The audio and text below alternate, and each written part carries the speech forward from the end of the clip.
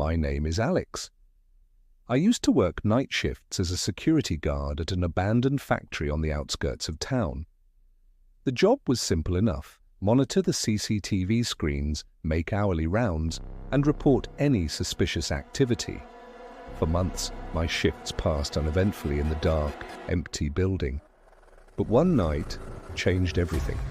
It started like any other shift. I arrived just before midnight, relieved the day guard, and settled into the small security office. The bank of monitors flickered to life, showing grainy black and white footage of empty corridors and cavernous warehouse spaces.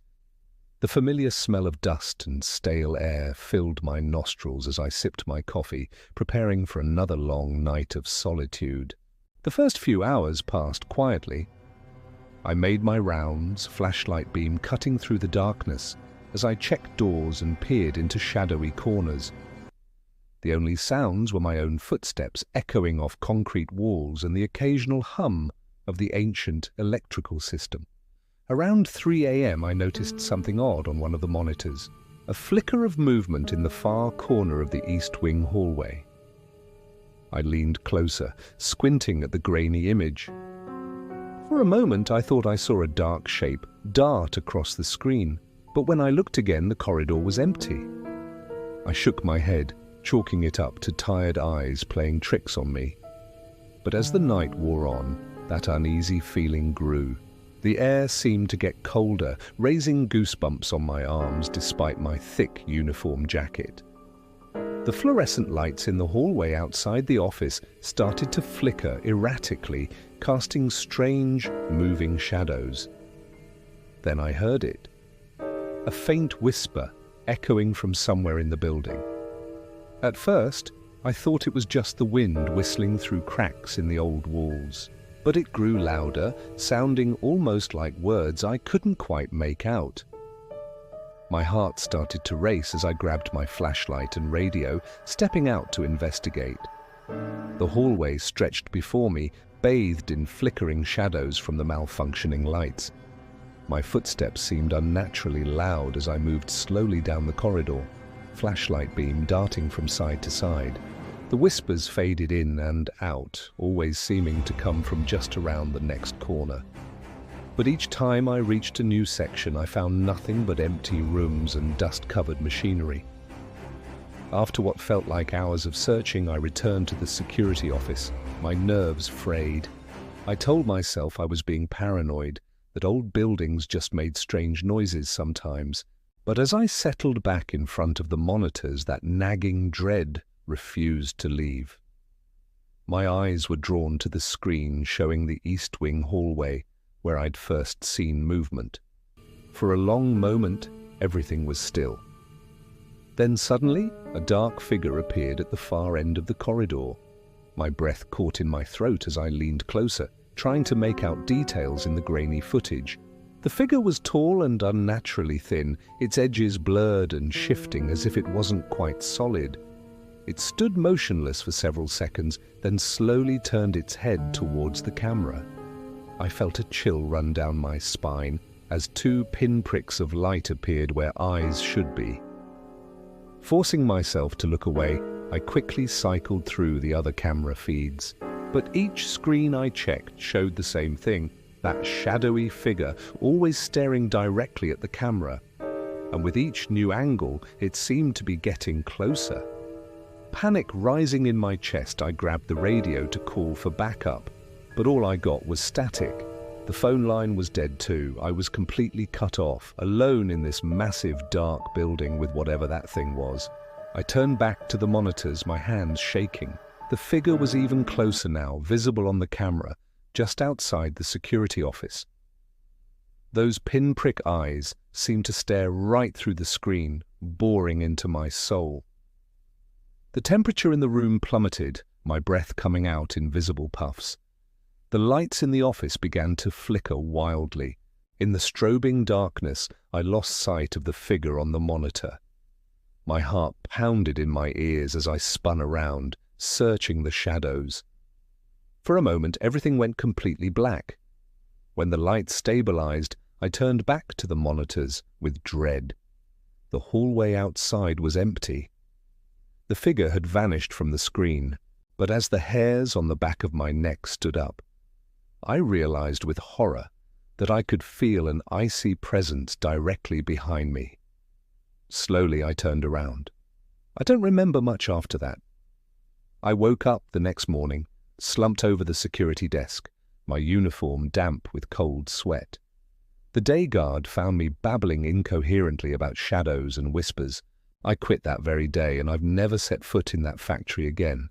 But sometimes, late at night, I still hear those whispers.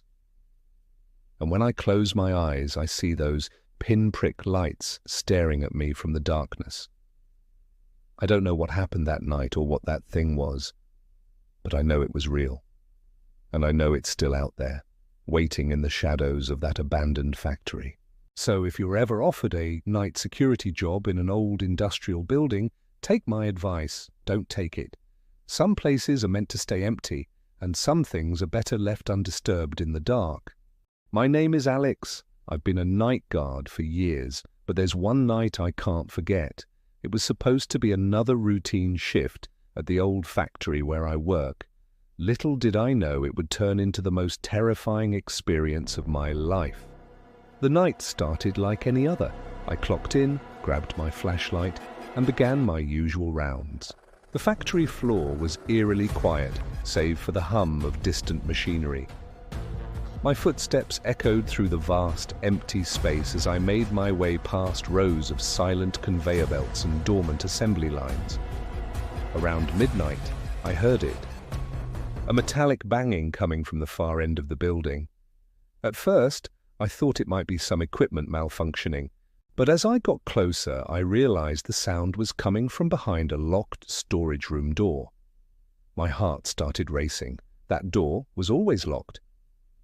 Nobody should have been in there. I fumbled for my keys, hands shaking as I approached. The banging got louder, more insistent.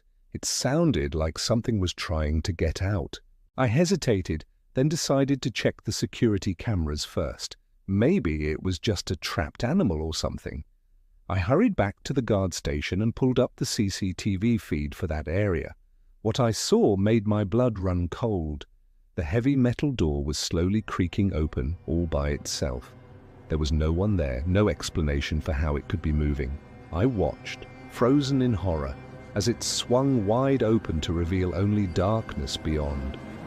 For a long moment, nothing happened. The factory fell into an unnatural silence. Even the distant hum of machinery seemed to fade away. I held my breath, straining to see any movement on the grainy monitor. Then I saw it. Something was dragging across the floor just out of view of the camera, a dark shape moving in jerky, unnatural motions. My skin crawled as I watched it disappear into the shadows. I knew I had to investigate. It was my job after all, but every instinct screamed at me to run, to get as far away from that room as possible.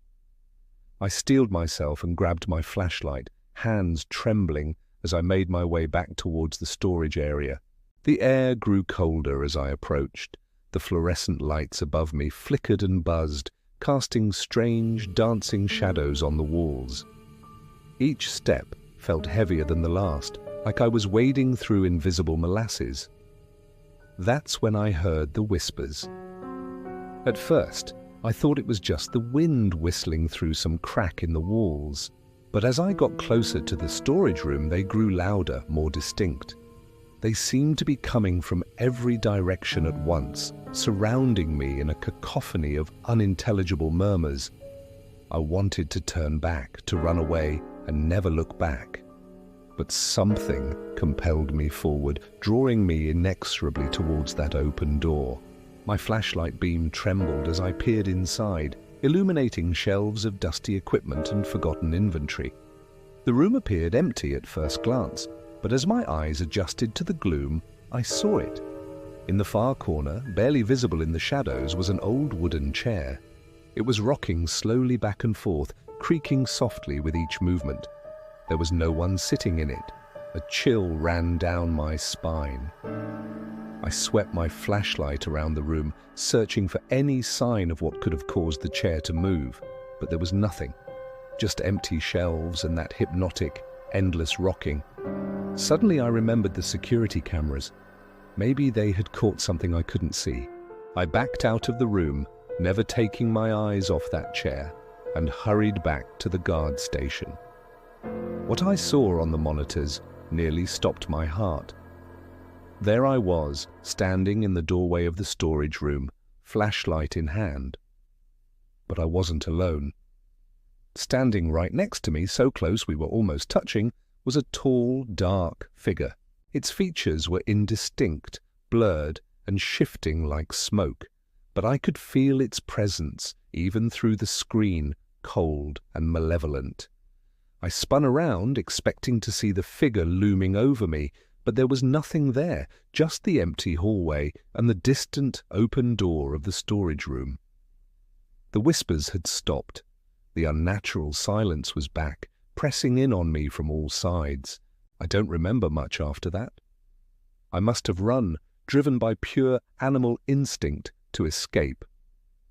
The next thing I knew, I was in my car, tearing out of the parking lot, with the factory receding in my rearview mirror. I called in sick the next day. And the day after that. When I finally worked up the courage to return, everything seemed normal. The storage room door was locked tight.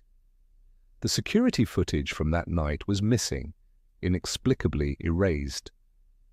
But sometimes, late at night, when the factory is at its quietest, I swear I can still hear that faint, metallic banging. And in the corner of my eye, just at the edge of my vision, I catch glimpses of a tall, dark shape, watching, waiting. My name is Alex. I've been a night guard for years. But after what happened that night, I'm not sure how much longer I can keep doing this job. Because now I know, sometimes the things we're guarding against aren't on the outside trying to get in. Sometimes they're already here, hiding in the shadows, waiting for their moment to strike. And I can't shake the feeling that next time I might not be so lucky. My name is Alex. I work as a night security guard in an old factory. This is another night I'll never forget. The shift started like any other.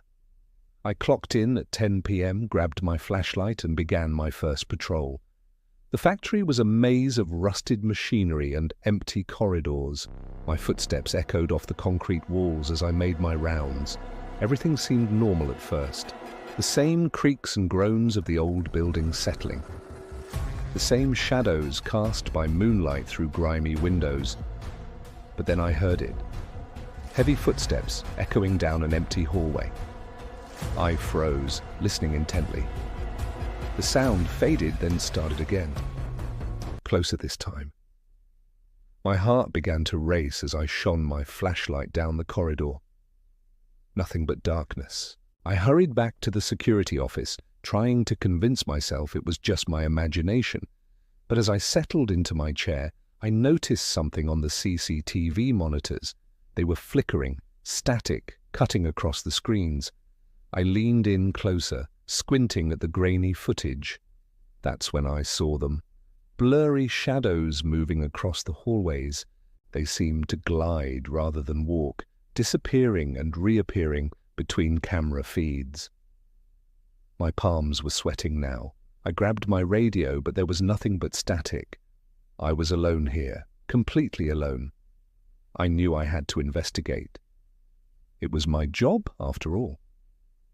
But every instinct screamed at me to stay put, to wait for dawn. I took a deep breath and stepped out of the office. The factory floor was eerily silent. Moonlight filtered through dusty windows, casting long shadows across abandoned assembly lines. I swept my flashlight back and forth, searching for any sign of movement. That's when I saw it.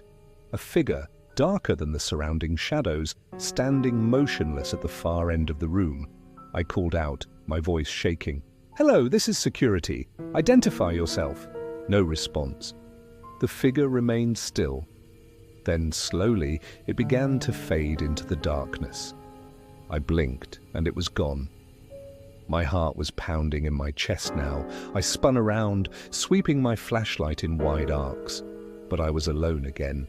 Or at least, I thought I was. A strange sound caught my attention. A rhythmic knocking coming from the direction of the old freight elevator. It had been out of service for years, cordoned off with caution tape and do not use signs.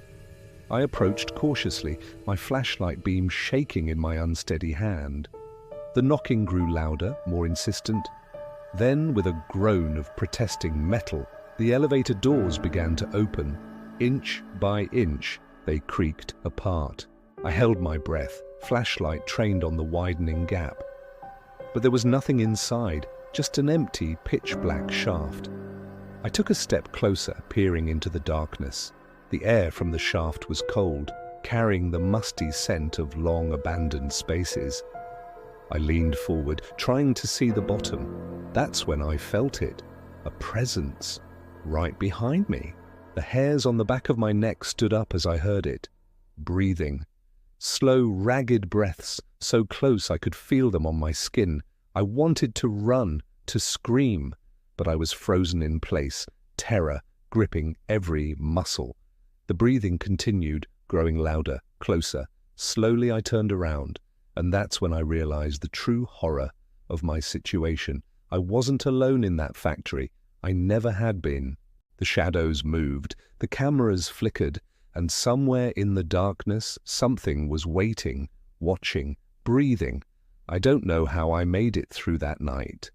The hours until dawn stretched on forever, filled with strange noises and fleeting glimpses of things that shouldn't exist. When the morning shift arrived, they found me huddled in the security office, pale and shaking. I quit that job the same day. But the memories of that night haunt me still. Sometimes, in the quiet hours before dawn, I swear I can hear that breathing again. And I know deep down that whatever was in that factory is still there, waiting in the shadows, watching, always watching.